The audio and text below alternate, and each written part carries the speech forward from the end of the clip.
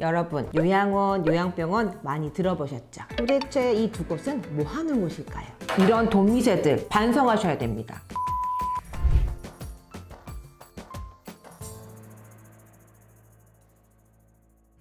안녕하세요. 세상 모든 어르신이 행복해지는 그날까지 요양언니 이현진 원장입니다. 여러분, 요양원, 요양병원 많이 들어보셨죠? 도대체 이 두 곳은 뭐 하는 곳일까요? 네이버에 검색해보면요, 요양이란 휴양하면서 조리하여 병을 치료함이라고 나옵니다.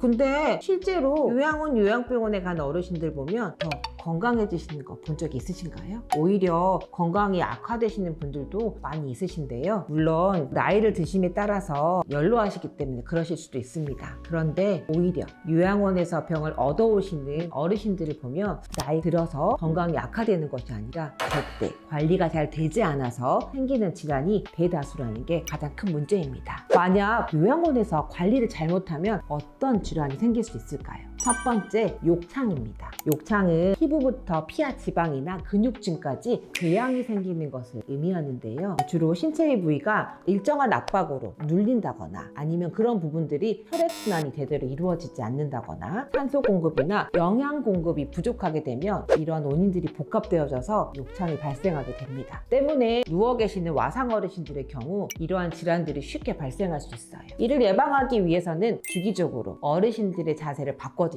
체위 변경이라고 하거든요. 그걸 2시간에 한 번씩 일정하게 그리고 각각의 다른 체위를 변경하게 되는데요. 요것들을 잘 관리해드려야 합니다. 두 번째는 요로감염입니다. 요로감염은 감염 부위에 따라서 차이가 있는데요. 상부 요로감염인 신우신염의 경우에는 발열, 오한, 옆구리 통증, 괴년통, 빈뇨, 야간뇨, 절박뇨, 오심, 구토가 나타날 수 있고, 하부 요로감염인 방광염은 배뇨통, 빈뇨, 절박뇨 등 배뇨 이상이 나타날 수 있습니다. 이러한 요로감염은 면역력이 약한 어르신들의 경우 폐혈증 등 다른 합병증으로 위험한 상황이 이를 수 있기 때문에 더욱 각별한 관리가 필요합니다. 실제 당뇨가 있으신 어르신은 요로감염이 생길 경우에는 정말 급격하게 폐혈증으로 발전하기 때문에 이 부분에 있어서 정말 예민하게 봐줘야 합니다. 이러한 요로감염은 요양원에서 대부분 기저귀 케어가 되지 않거나 주기적인 목욕이나 속욕 교체가 이루어지지 않을 때 발생할 가능성이 높습니다. 또 세 번째는요, 골절과 찰가상인데요. 나이가 많으신 어르신들의 경우에는 몸이 아주 약해진 상황이기도 하고 골다공증이 아주 심하게 되어 있으십니다. 실제 병원 가서 사진을 찍어보면 어떤 어르신은 의사 선생님이 유리뼈입니다 라고 말하는 경우가 많아요. 그래서 케어할 때 굉장히 주의가 필요합니다. 쉽게 부딪혀도 멍이 드시고 골절이 일어납니다. 실제로 휠체어 타고 다니시다가 벽에만 부딪혔는데도 손등에 멍이 드시는 경우가 대다수입니다. 그래서 어르신들이 케어할 때는 이 부분에 있어서 굉장히 주의가 필요한데요. 어르신을 침대에서 휠체어로 이동하실 때, 그리고 또 와상 어르신들을 목욕할 때, 이럴 때 주의 깊게 케어해야 이러한 일들이 일어나지 않을 수가 있습니다. 요양원이나 요양병원에서 이러한 관리가 제대로 안 되는 이유가 무엇일까요? 쉽게 생각하면 됩니다. 제대로 된 관리 인력과 체계를 갖추지 않았기 때문이죠. 여러분, 사고로 인해서 병원에 입원했을 때, 또 지인이 입원했을 때 간병인을 보신 적 있으신가요? 그 간병인이 보통 몇 명을 케어하던가요? 아마 1:1 간병을 보신 적이 있으실 거예요. 실제 거동이 아주 어려운 어르신들은 1:1 간병을 하라고 병원에서 안내합니다. 당연히 거동이 불편하고 지속적으로 도와드려야 되니까 1:1 전담케어를 하는 거죠.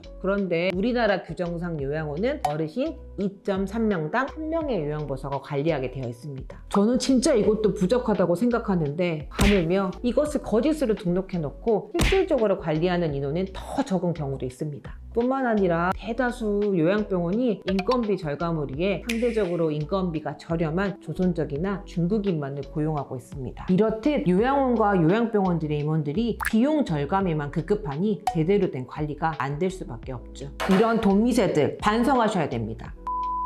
그럼 제대로 관리하는 요양원이나 요양병원을 찾기 위해선 어떻게 해야 될까요? 당연히 어르신 대비 관리 인력이 많은 곳이 관리가 더 원활한 곳이 맞겠죠. 저도 솔직히 여력만 된다면 요양보호사들을 많이 모셔서 더욱 섬세한 요양 서비스를 제공해드리고 싶습니다. 보호사 3명이 한 분의 어르신을 케어하고 그러면 얼마나 좋겠어요. 어르신도 정말 좋고 선생님들도 정말 좋으실 거예요. 그런데 현실적으로 인건비 높은 거 인정합니다. 사람들을 무한정 채용할 수는 없어요. 그런데 이제는 기술이 워낙 좋아져서 사람이 할 일을 기술이 대체해주는 경우가 많습니다. 그러니 우리 똑똑하게 일하자고요. 대표적으로 스마트 기저귀 안심케어라는 시스템이 있는데요. 제가 한번 보여드릴게요. 실제 어르신이 사용하시는 기저귀에 스마트 센서를 부착하는 건데요. 이 스마트 센서를 부착해서 어르신이 침상에서 소변을 보셨을 때 이 센서가 수분량을 감지해서 어르신이 소변을 지금 봤습니다라는 것을 스테이션으로 알림을 보내주는 케어링 시스템입니다.